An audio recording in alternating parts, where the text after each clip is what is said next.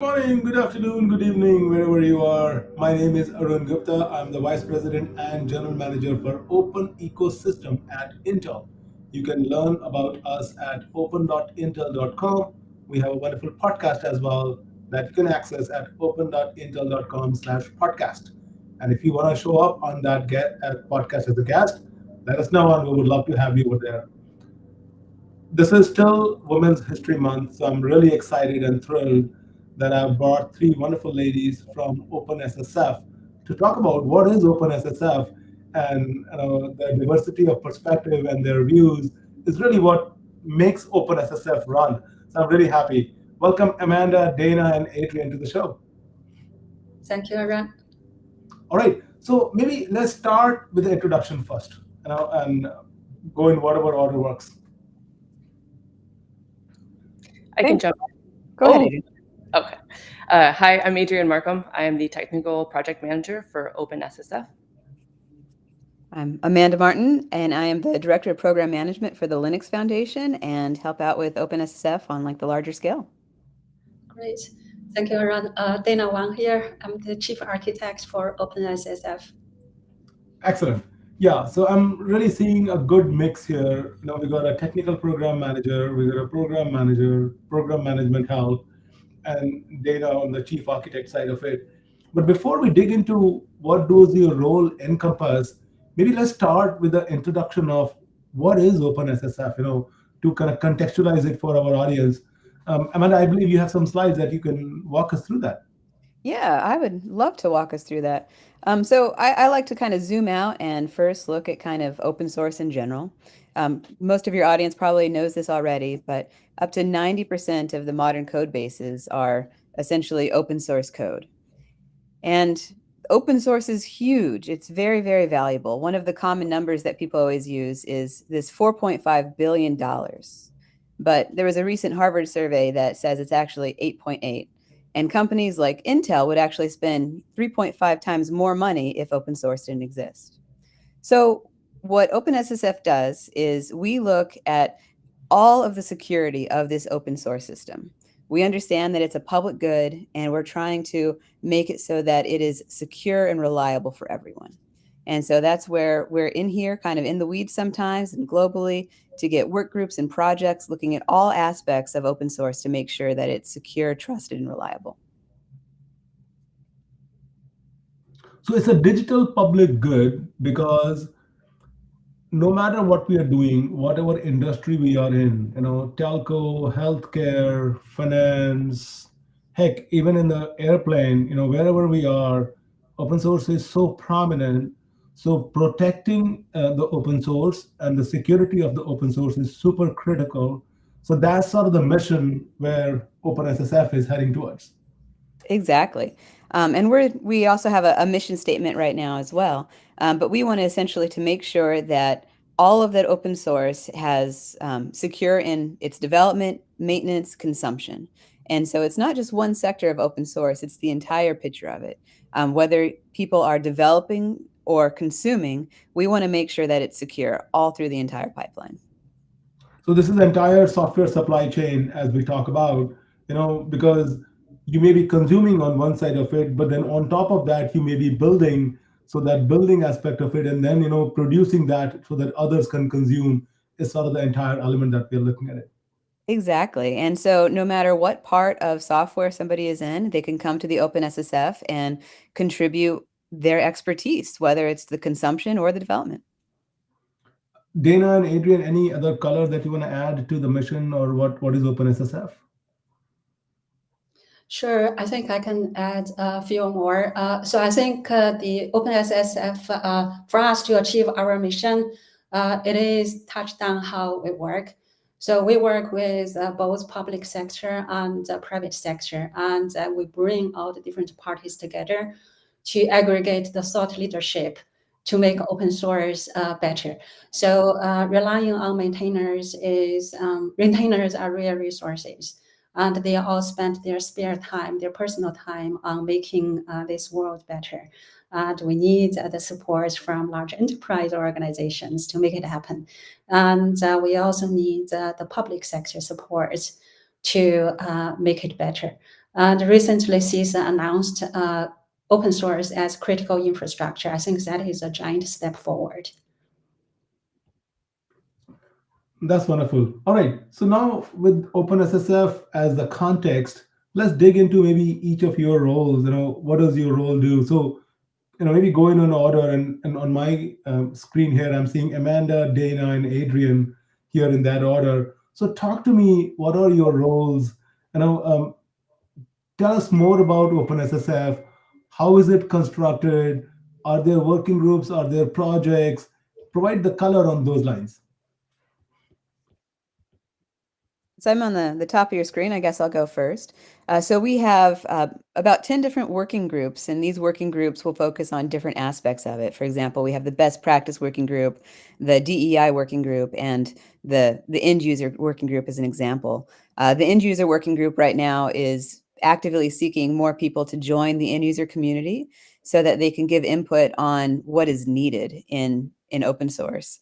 And so if you are an end user and you want to kind of get involved, that's a good group to get involved in. Inside each one of these working groups, we have projects and SIGs that are doing different things as well. And so some of the projects are like Git Tough or R Stuff, where they're kind of doing some active coding development to secure the pipeline. Some of them are near and dear to, I know, Adrian's heart. You want to talk about some of those? Sure, I can jump in. I don't know if I'm in the right order on Arun's screen, but I can. Go for it. So let me set the context here. Think of this as a hallway conversation. Imagine we bumped into each other in a hallway, and we're talking. So there is no order here, and we can go in whatever way it works. Yeah, absolutely. So I'm the technical project manager. I work with each of the working groups in different capacities. We've got some spotlight projects such as Scorecard and Salsa that really have a lot of eyes on them. Scorecard has this automated checks scoring a project from 1 to 10. So without having much knowledge about the supply chain, security supply chain, software supply chain, you can see quickly like, oh, this is a project that's safe for me to consume. And it also gives you some insight about what each of the checks means. So you can learn more of like, oh, something like dangerous workflows is going to be more critical than a security MD, which is also something that's important to have, but just a lower risk type thing. Anyway, so it gives you this small to very detailed oversight about a project. We've also got Salsa. We mentioned, I think Dana mentioned that earlier. It's got the attestation, but also it covers everything. From it's a framework that shows you how to build your software, and it's great because again it goes incrementally. You don't have to just dive in and do any of these things, all of a sudden perfect. You get to like baby step your way through and learn more. So each of our projects is just doing different parts, like Amanda said, to cover that whole supply chain. So maybe start digging into one of those projects. The most common project for OpenSSF that is known out is Scorecard. So let's talk about that. What is this project? And actually, before we get there, I want to give a chance to Dana as well. Dana, as chief architect, what is your role as part of OpenSSF? Thank you, Arun. Chief architect doesn't do anything. It's Amanda and Adrian, they do all the work. So my role is mainly about defining frameworks and standards for the foundation and for the projects. I think when it comes down to open source world, standards and frameworks, it's kind of it's not something very common. But still, in order for us to uplift the security posture of the overall open source ecosystem, we need to put a certain vigor into the projects. So I think that is where Adrian is going to talk about how Scorecard can make difference. And also I work with other foundations to help the other foundations to adopt our security tools to make their projects more secure.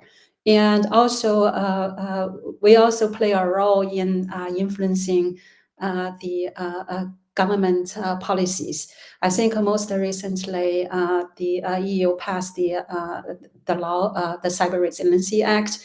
So OpenSSF also plays a role there. And in a small part, I play some education role in there as well on how we can play the stewardship role in supporting those legislations. That's fantastic. So it seems like you do a few things around OpenSSF. So yeah, let's start digging into these projects one at a time. And anybody is welcome to take a shot at it. Tell me about scorecard. What is scorecard? Why should the community care about it? You know, how does it improve the security posture of an open source project? Walk us through that. How can developers get started? How can they contribute? Let's like peel the onion completely. Yeah, absolutely. I'm going to go ahead and take this one because I feel like I talk about scorecard every single day. So it's just any other day now. Like I said before, scorecard is a set of automated checks to help evaluate the security posture of open source projects.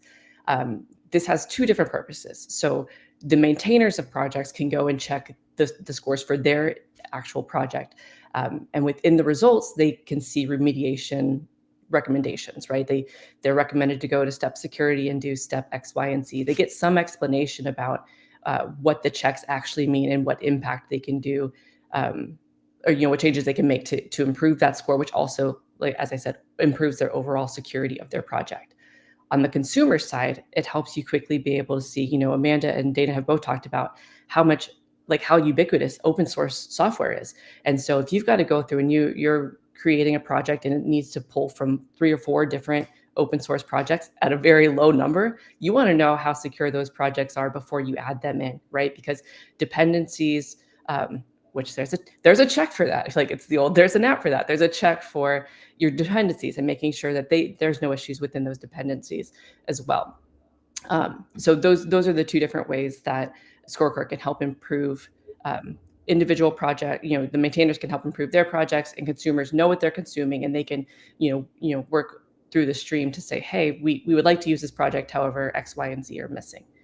Going to how people can get involved or what's going on with Scorecard current. Take a pause there. I think I love the part that you get a score, whatever. The score is from 0 to 10, I believe. 1 to 10, yeah.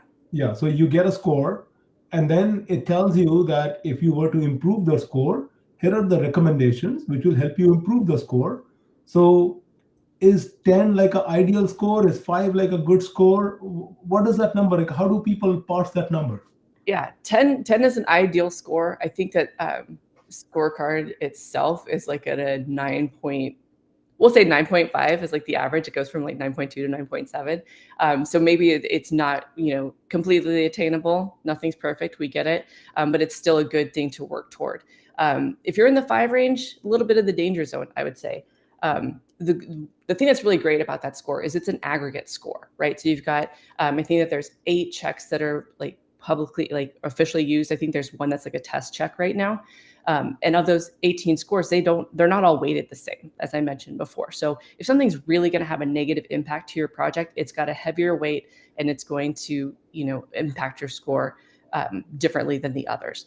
But I think, again, the key is that it lets you know what you can do to make it better. Because it is hard, as Dana mentioned, like maintainers are doing this work in their spare time, essentially. And we all know how rare spare time actually is. So it's hard when you're doing something in your spare time and then you've got to go, in our regular day jobs, we have to take security training and all these different trainings. And it seems like a lot to do for your hobby. But this kind of helps be a little guiding light to help you through that process. So what are some of the common things that you have seen as people are deploying these scorecards? Like, if I had a magic wand, if everybody is doing this, that'll dramatically improve the scorecard for all the GitHub repos. Are there any things that you have seen in the industry which are pattern-wise? So are you asking about specific checks that people are interested in, or the checks that are existing now that can more in the lines of that? Hey, you know what? When companies are running these scorecards on their GitHub repos, their scorecard is low, and this is the most common reason why the scorecard is low. Yeah, actually, there is I think a recent blog actually about Intel, and they looked at all their repos. One of the first things that they found was something as easy as security and license files not being showing up in their repo or not being adjusted in their repo. Those are low risk items, but they're kind of those quick wins, right? The 80-20 rule, those are easy things to put in to get your score raised and improved. Separately, on the other end, Sonatype did, I think it's from their 2022 report, they mentioned that code review is like one of the items that like has the highest impact on your security. So that's one of those ones that's harder to make happen, especially if like you're a single maintainer project. However, that's one of those that has a big impact on your actual security, and it's more heavily weighted as well. So your aggregate score would go higher if you get something like that improved. Gotcha. There's another one that's really interesting. One of the highest ones, I believe, is the GitHub Actions and having that workflow that is in line with best practice security. And I know there was a really interesting article that Dana was reading, and she's working with, I think, the Python maintainers to help with this, right? You want to talk about that, Dana? Oh yeah, sure. So basically, PyTorch PyTorch basically is the OpenAI underneath open source tooling source code. So essentially, Meta donated it to open source world. And the two researchers from a company, they identified some vulnerabilities in the PyTorch CI/CD pipeline. And so essentially, your workflow in the repo has huge impact on the security of your project. So the scorecard may not necessarily catch the CI/CD vulnerability in the PyTorch case, but in general, scorecard does have a check to see if your GitHub or GitLab workflow is dangerous. So if it's dangerous, then it will raise a very red flag. I believe the severity of that finding is critical. So in that case, if you have, say, 12 different other checks, then when you go to look at these different checks, you have critical finding, you have medium finding and low finding. Probably you want to go to fix that dangerous workload first, because that is part of your supply chain security threats. And if your workflow is compromised, then the end result, your artifact, will be compromised. So that's the significance of scorecards on checking if your workflow has the proper configuration. I think the other thing to touch on is also from vulnerability management perspective. Scorecard does check if any open source project has the vulnerability reporting policy. And this is critical. Going back to the PyTorch example, the reason that the other reflection point on the PyTorch fix is it took a little bit longer after the researchers found the vulnerability. The reason is because the project did not have the security policy earlier on. They added it later. So, and also when it comes down to reporting, it really comes down to, hey, how do the end consumers or the reporters find out how I can report this vulnerability quickly so that it gets handled quickly? And the scorecard does want to make sure, hey, if you don't have this vulnerability disclosure process in place, security MD file, then you should take care of that. And that is a very low-hanging fruit that can be put in place very, very quickly and boost your score. And, yeah. I think those are the easy wins that I wish more and more people would do, because end of the day, and Adrian, I think you touched upon this, we can drive everybody to 10. Even scorecard repo itself is not 10, but like a higher 7 and 8 would be a good goal to strive for. Is that like a reasonable number? Absolutely, yeah. I think once you've hit 8, I would trust the project and it's good to go. Yeah, and with the remediation and the recommendation and all coming along from the producer side and from the consumer side, it builds a confidence as well that, hey, 8 is a number, and I think I feel good about it. All right, let's bring it back on your thought process back as you were talking about how can developers contribute to it. I think you started to talk about that. Yeah, absolutely. And before we go there, I want to mention something too, based on feedback that consumers have had about scorecard historically. We all know that different ecosystems have every different flavor of things that can go on. And so sometimes scorecard isn't like a one size fits all. So there's an upcoming release where the checks have been broken down into probes. So you can kind of turn on and customize what works for your ecosystem and what doesn't, so you can get a more accurate score rather than being, if you're something like Rust, you may not have to have some of the other things to protect your project. And so therefore you shouldn't be dinged because you're already using a memory safe software. So there's an upcoming release for that with a talk at OSSNA. I believe it's scheduled for April 17th, so people can learn more about that. There'll also be a blog coming out for that. As far as contributing, now that Scorecard is starting to make those changes based on user feedback, we're trying to get more user feedback. So there's a survey that's open, so folks who have been trying to use Scorecard can give their feedback on what checks they find important, what checks are missing, and just different things that they need from the project that are lacking currently. The idea is that this will help inform the roadmap moving forward. And as much as Scorecard is a very popular project, there are very few recurrent contributors. So again, at OSSNA, we've got a co-located event called the OpenSSF Scorecard New Contributor Workshop. This is different than a hackathon. We don't want people to come and do one PR and take off. It's a really great opportunity to work with the maintainers. There'll be, at least 4 maintainers will be on site to walk people through the overall architecture of the project, the goals of the project, and then go through and try to get your first PR submitted that day as the goal, or just find out where you want to contribute and get a warm onboarding to help you stick around for a while. And that is specific to OpenSSF Scorecard. That is specific to OpenSSF Scorecard, yeah. Got it. And I know, Amanda, this is a topic close to your heart as well. You want more people to get involved with OpenSSF in general. So OpenSSF Scorecard is one opportunity where developers can get engaged. What are the other places where you see people can get more involved and engage with us? I mean, it really depends on what their expertise is. For example, we have a new AI ML security work group. And so there's a lot of people out there that want to essentially see how they can secure the AI ML pipeline. And so if that's the case, then they can go into our OpenSSF Get Involved page and see when that work group meets, and actually just join a meeting and see, hey, what are they doing right now? Or go on the Slack and ask questions. There's lots of ways to kind of start joining the community. Another one that is, we're working on right now really heavily is education. We have currently this Secure Software Development Education Survey, and that's geared for kind of all over the place, whether you're a software maintainer, a developer, a student, a security leader. This survey so that you can start to tell us what the needs are in the next level of education. And so we're kind of trying to see, where should we drive our educational stance? So even if you don't have a whole bunch of time, that's something that takes, 10 minutes, and you can help shape the future of OpenSSF and security education.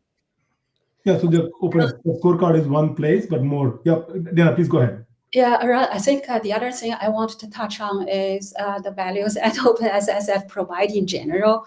I feel this is a very good place for people to start their cybersecurity career, because we all know the barrier for entry to security is pretty high. Usually when companies hire people, they always require people having the security background, industrial experience. So one thing I keep telling people is, hey, if you want to kickstart your cybersecurity career, you don't need to have a formal job. Come to join OpenSSF, become a contributor, and learn security with your hands on keyboard. For example, besides the Scorecard, we also have Guac. Another major project is heavily under development. So Guac is essentially aggregating all the signals from all these different OpenSSF projects.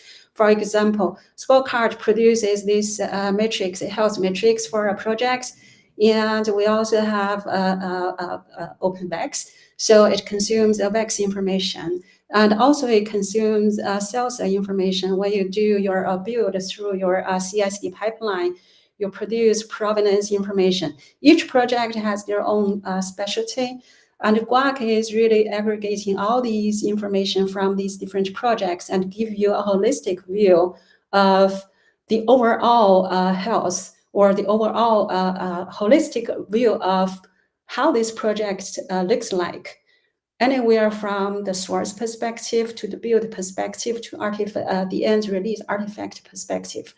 So that one is heavily under development.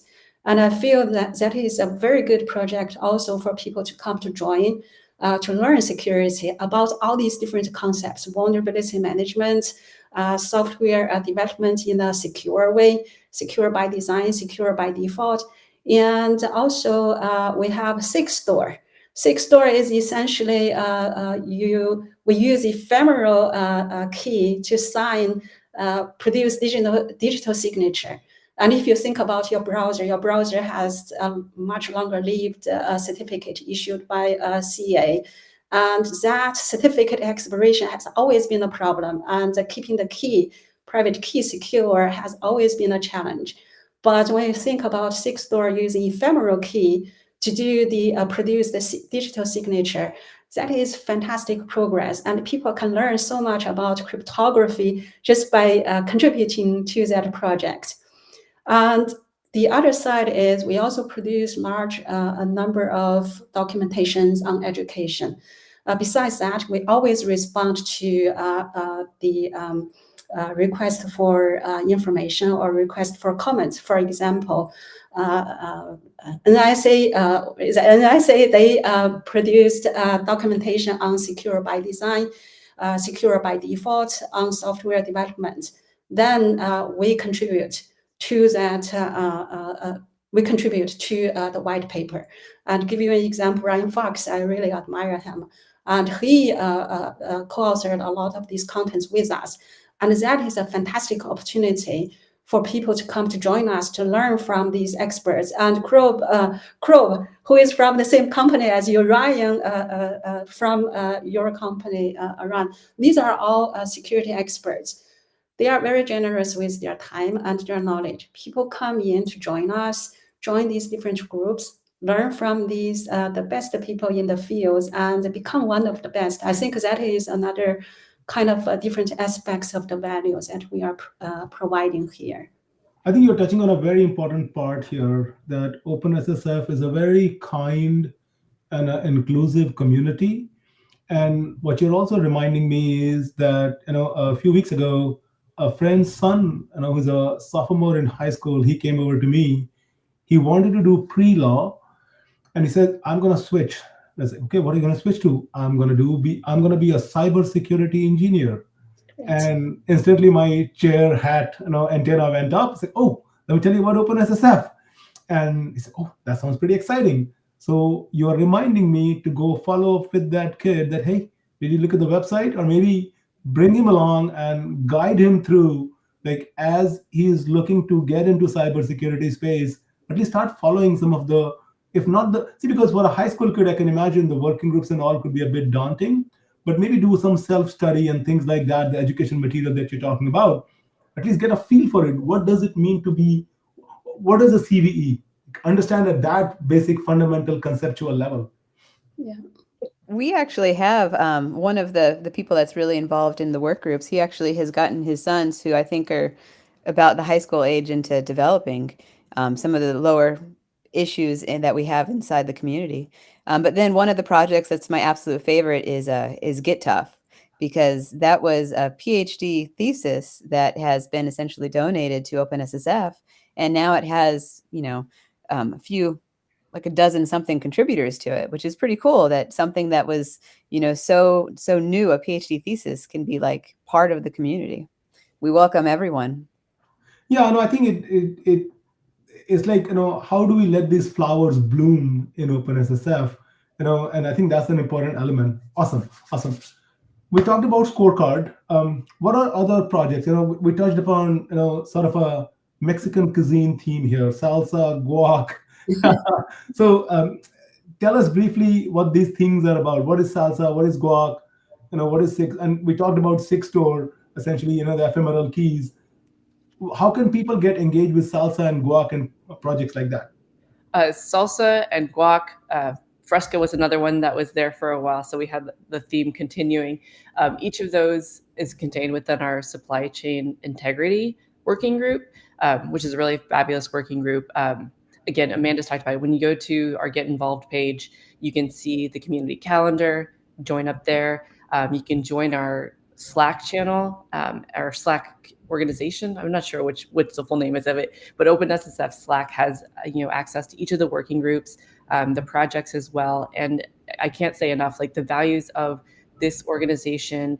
DEI isn't just a box to check. It's so sincere here, more than any place I've ever worked, and you can see that reflected in the community as well.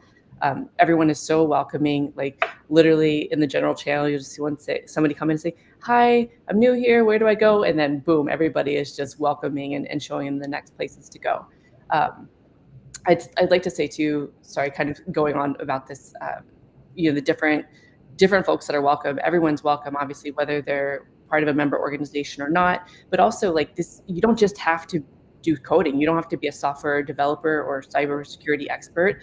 If you've got product management skills, these projects need your help to help go through it and get the input on what the project needs, what the consumers of the project need, so that you can help steer the roadmaps. If you are into technical writing or writing at all, come on in and help with the documentation.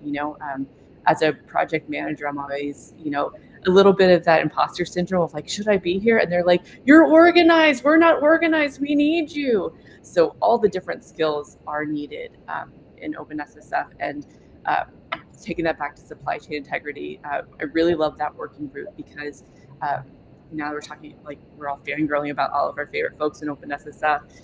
Isaac Hepworth is super organized running the supply chain integrity working group, and the work that they're doing, they always report it out in a really organized fashion. And I feel like there's just a lot of really great places for people to jump in.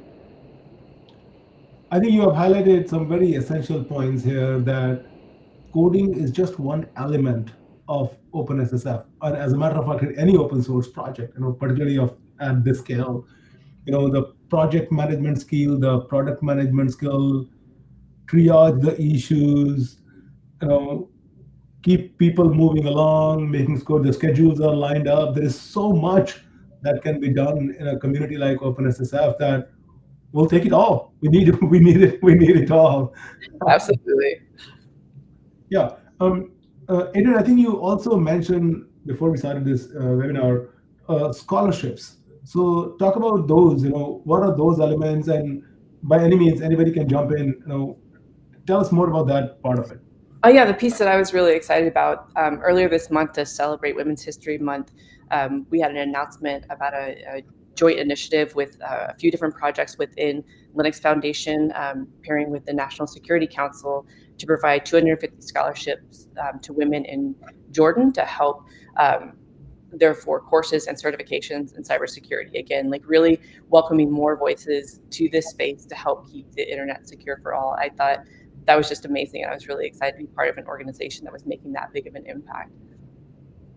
That's pretty awesome. And I'm really glad, once again, very grateful during this Women's History Month, I'm able to bring three of you together here to talk about all the fun stuff that is happening in OpenSSF. Let's keep moving along. At the Open Source Summit North America that is happening in about a couple of weeks, we are doing a bunch of activities. There is a Sauce Day. What is the Sauce Day? It's the Secure Open Source Software Day. SOS is a very inclusive way for us to say that we just want all secure open source people to come together and be excited about security and open source. And that's what the essence of SOS Community Day is. The entire security community comes together. Now, as Adrianne kind of mentioned a little bit, we have a lot of different things that are happening as SOS Community Day. One of them that I'm really excited about is the tabletop exercise, though. And I think, Dana, you're leading that one. Do you want to do a nice plug for that one? Thank you, Amanda. Yes, we are. If I take a pause, I think that's yet another way by which we are making OpenSSF more inclusive. This is what used to be OpenSSF Day, but we say, no, this is not just about OpenSSF. This is about bringing those open source communities that care about security together. So we pivoted, we call it as a Sauce Day, essentially, for that reason. So I think again, telling people that we are an inclusive, welcoming, kind community. Come work with us. We need all the help. Back to you, Dina, for tabletop. Yes, so the tabletop exercise is basically a simulation of a major cyber incident response.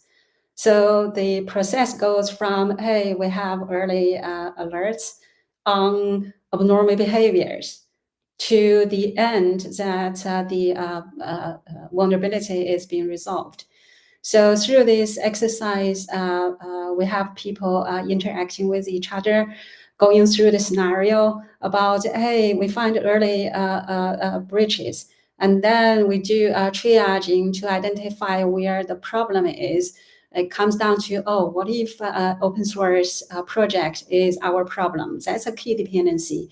And then we figure out how the vulnerability can be reported to the maintainer, and the maintainer can quickly validate the vulnerability and put fix in.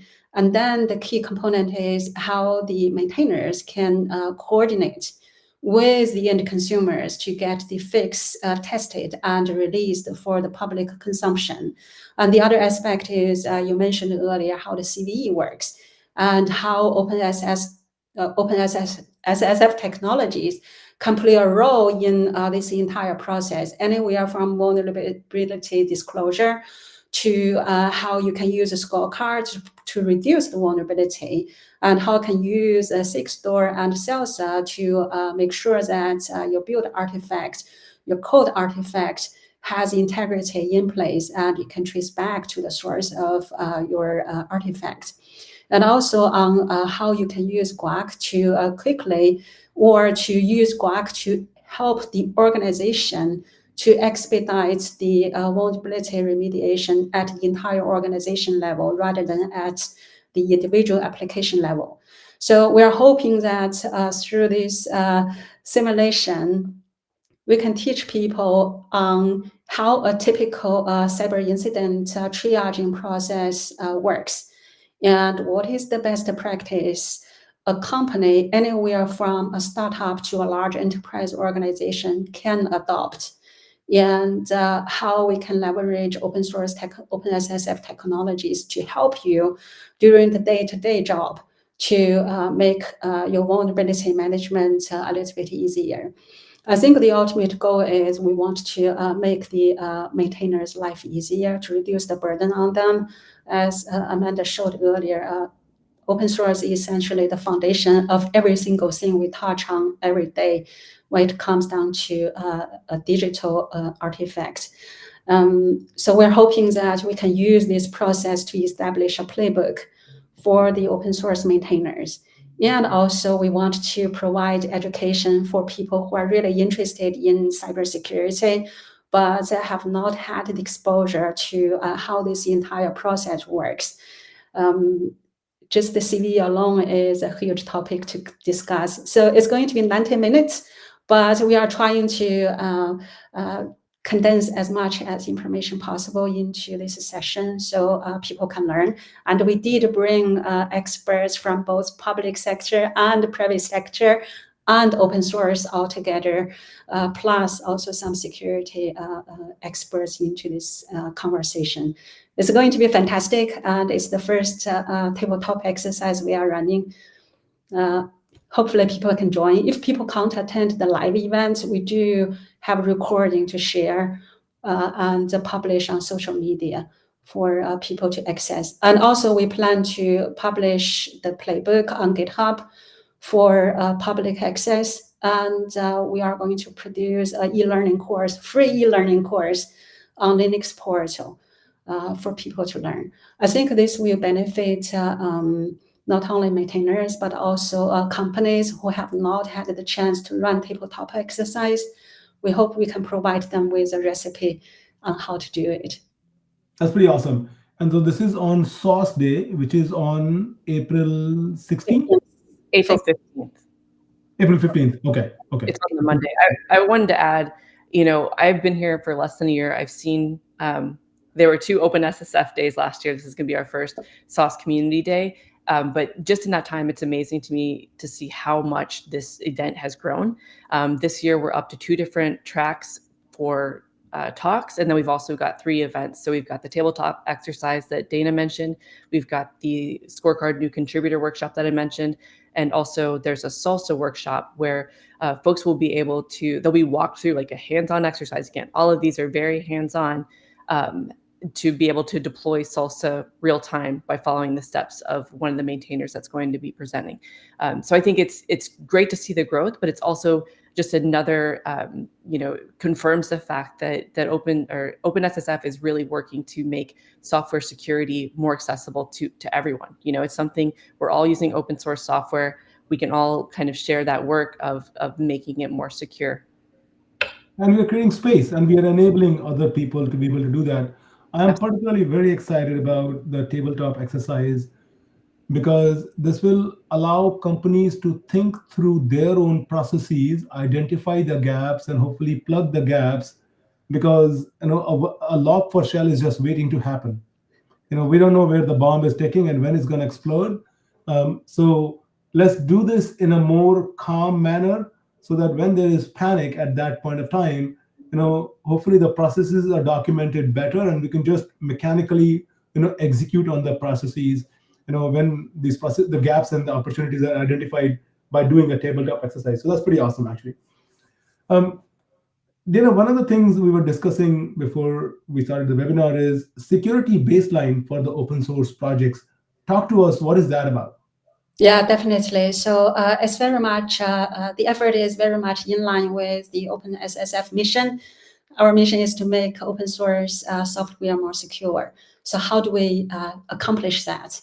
The security baseline is one way to help the mission. So the idea is we want to establish the minimal security baselines or / requirements for an open source software project. For example, an open source project needs to graduate. Then it's like any other company. When you work for JP Morgan Chase, before you put something on production, you have to go through this very long list of checks to make sure that your application is production ready. Same for open source software. If the open source software needs to be publicly consumable, then it needs to be secure. So it needs to meet a certain criteria. For example, one criteria is if this software is developed from scratch, it needs to use memory-safe language.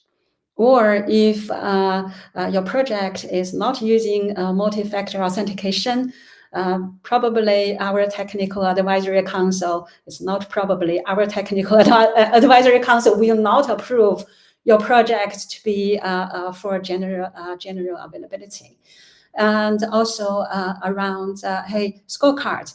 If your scorecard has a vulnerability finding, you have dangerous workflow, there is no way the project can be available for public consumption because it's a hazard. It's not a public good at this point. So the security baseline is essentially, the goal is for the entire Linux Foundation projects for adoption.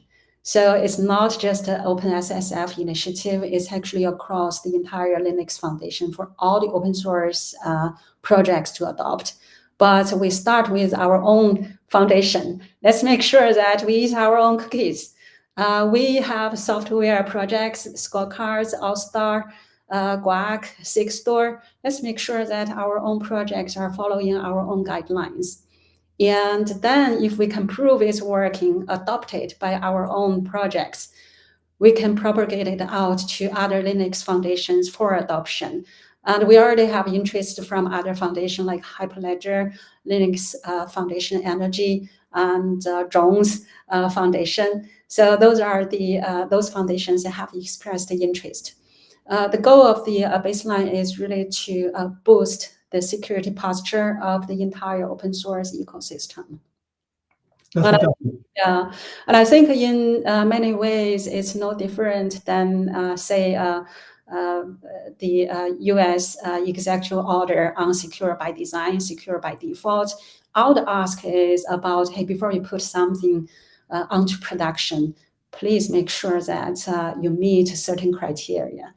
And Cyber Resiliency Act, my simple definition is, hey, yeah, make sure the software manufacturers, they put minimal standards in so that they can have their product to be consumable. Same principle I feel applies to open source. Yeah, yeah, no, absolutely. And I think that you kind of touched upon it. We are doing this for our own foundation first, then we are reaching out to other, LF foundations. you know, uh, OpenSSF can create whatever recommendations we do, but unless these are implemented and integrated in other foundations, it's not going to be very meaningful. So, talk to me about that concept. How do we work with other foundations within LF, outside LF? What does that partnership look like? What are we doing to make it more inclusive and more embracing a place? Yes, I think the goal is the approach is currently different foundations. They do use OpenSSF best batch program passing level as the criteria for the project to be publicly available. So what I'm doing is I'm combining all the work that is in place already, the best batch program combined with the criteria from the scorecard program, combine them together so that we level the baselines up. So it's an incremental process. Your project just starts, we put minimal requirement there. Make sure you have 2FA, make sure you choose a memory safe language if you can. And then once your project becomes more mature, you really have a way to move forward. You want to have it, you want to establish project to be more mature. Then we add additional checks in. Yeah, we want to make sure that your scorecard rating is in place. And we also want to make sure that you are producing at least a SBOM. We want to make sure at least you adopted SALSA. And then once you become the so-called graduation or publicly available, at that point, we are asking, hey, every release build you put out there, we want to have SBOM as a build artifact, and it's distributed along with the release. So the challenge with the baseline is we also want to have the two people code review process, which is very popular, or which is a default review process in enterprise organizations. But the challenge in open source world is some of the open source projects only has one maintainer, so it's kind of hard to ask people to do. And that pivots to we also want to use this opportunity to call for contributors to participate in the open source projects. That's wonderful. Yeah, and I think those are some of the projects. Now, I remember that diagram which shows, hey, this is this little tiny thing on which the entire open source infrastructure is resting, and those are dangerous. I mean, if a single maintainer is there, how do you mean? Like, what do you mean by two people review process? Even one person can't review it, so forget about it. So I think that's an important element. Amanda, I've seen you over the last year and a half or so. You do a terrific job of keeping everybody in line, keep moving along. You know, uh, Tell us more about, like you drive the governance committee, you keep the governing board moving forward. Tell us more about your role on what makes OpenSSF run. Tell us more about the machinery behind it a little bit. Yeah, so OpenSSF is just one of the projects at the Linux Foundation. The Linux Foundation has quite a few. A lot of them are supported by this centralized program management office. And, for example, one of the things Dane is doing is trying to get the security baseline in a whole bunch of the Linux Foundation projects. And so, as a program manager, I meet with all the other program managers. Generally, every Monday, we get together and we talk about how do we get all of our projects, adopting scorecard and the security baselines and things like that, so that it's a centralized place that we can start impacting the security of everything. And so OpenSSF is kind of the building block for all the other projects to do that security. And since it's centralized with program management, all the projects can essentially learn from us and build up from that. There's a lot of machinery and mechanics that are essentially there. As you mentioned, we have the governing board, which is the ultimate decision makers. But under that, we have other committees of the board, like the governance committee, which is the one that does essentially all of the work of the governing board. So every other week we meet together and, we make decisions. Like this next week, we're coming up and being like, are these the criteria for associate members? So that we can look at, like the Russ Foundation is a recent associate member. They're a wonderful addition, and they're one of the people that's driving the associate town halls. But when we look at new associate members, are they meeting the criteria that we need to essentially build up the open source security pipelines? That's fantastic. Wow. I certainly got a huge benefit out of this discussion. Now, one of the elements that is also prominent when I look at other foundations like CNCF or Rust Foundation, these are a lot more deeply technical foundations. OpenSSF Foundation is unique in the sense that it has a very clear federal government angle, whereas partnering with federal government a lot more closely, particularly CISA and NSE and all these agencies fundamentally care about it. So, what are we doing on those lines to keep that relationship, and what happens on that side of the world? Well, I would like to extend that a little bit more. And we do have a lot of federal government focus, but we actually just started a new task force that focuses in the European government sector as well. And so if there's anyone watching that has an expertise in European government, then that's one of the things that they can start to get involved. Join our Slack community, slack.openssf.org, and it will pipe you right to our Slack. But there's a EU government task force that says, how do we get involved in that too? Wonderful. I think we're coming to the end of this conversation. I think we can keep talking for a very long time, but maybe let's try to wrap it up. Is there anything that I should have asked and I didn't ask in this conversation? I think maybe around I can do a call for action. Maybe it's you asked a lot of fantastic questions, and thank you for the opportunity.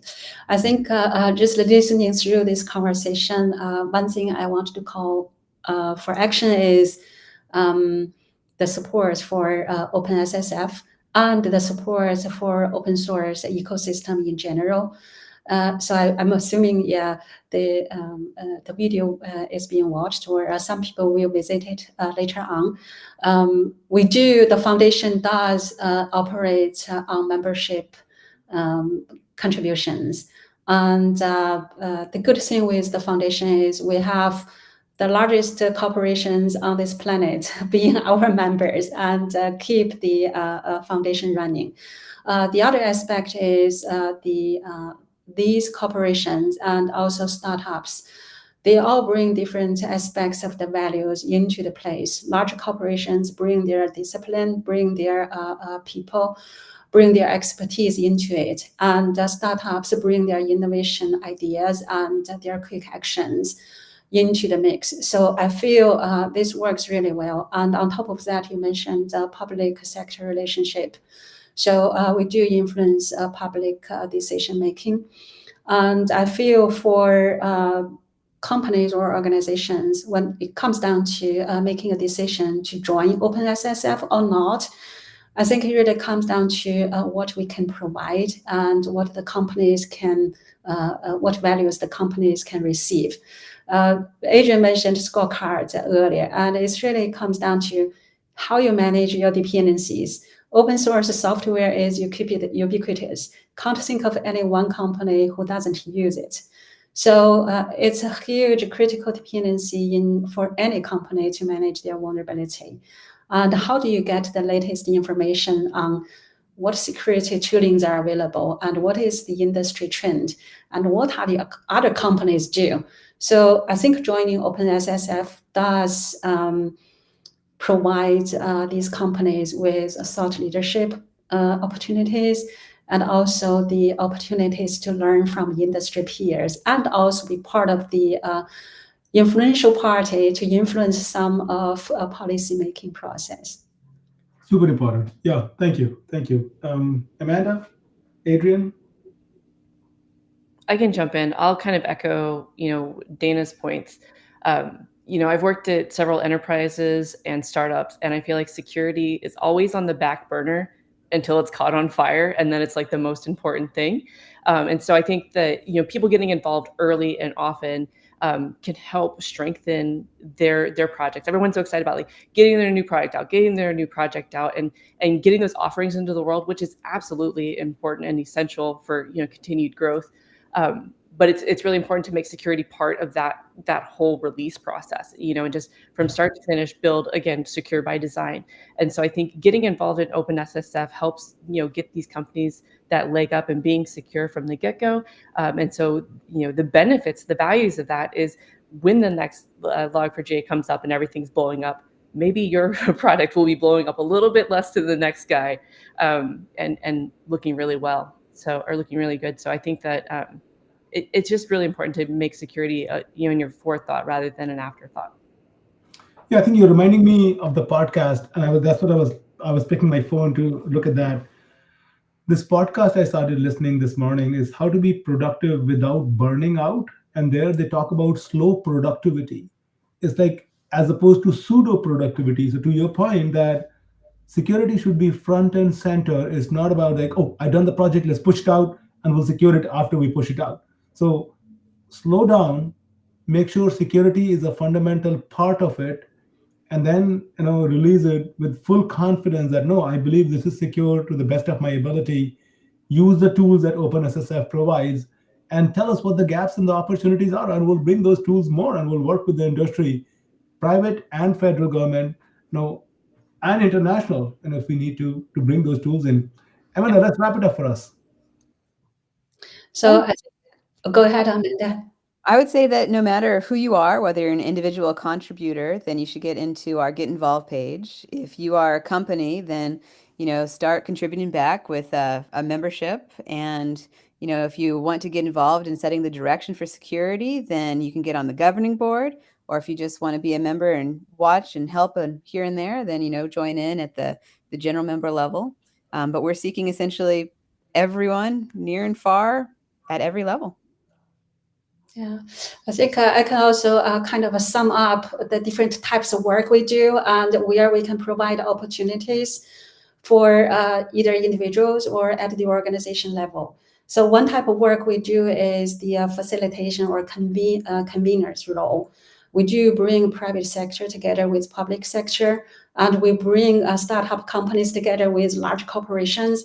Fantastic place for organizations to be part of it and influence the security decisions, and also share security best practices or share information with each other. Think about around you work in for Intel. For anyone to grab 15 minutes of your time to have a conversation, it's very difficult. And for you to spend time with us, you're essentially giving us super valuable part of your life to us and to the world. I say whoever is watching. So same for us. We bring these people together. These people are all volunteer like you, and you're spending your personal time making this public good better. So I think we do play that role facilitating all these different conversations. The second type of work we do is documentation, specification. So you mentioned earlier, hey, if you're not a coder, if you're good at establishing standards or producing documents on best practices, come join us and also learn from the best people in the field. And then the other type of work we do is we have software projects like All-Star Scorecard. And then we do also run internet service. So SigStore is an internet service used by so many different applications. So each one of them has their own critical role. I feel that no matter it's an individual or an organization who come to join us, they get tremendous value out of it. And also they make this digital world safer by making open source software more secure. So there is a wide variety of roles and skills that we need in the foundation. And most importantly, we are very nice and kind and fun people. So come work with us. Oh, yes. Helpful, humble, and hopeful. The Linux Foundation motto. That's the LF mantra. Absolutely. Fantastic. Thank you, everybody. I really enjoyed. I'm really glad we could do this during this Women's History Month. And I will definitely see, hopefully, some of you at the Open Source Summit. So looking forward to bumping into you in actual physical hallway. Yeah. Thank you so much for this opportunity, everyone. We All appreciate it. right. Thank you. Bye. Take care. Bye.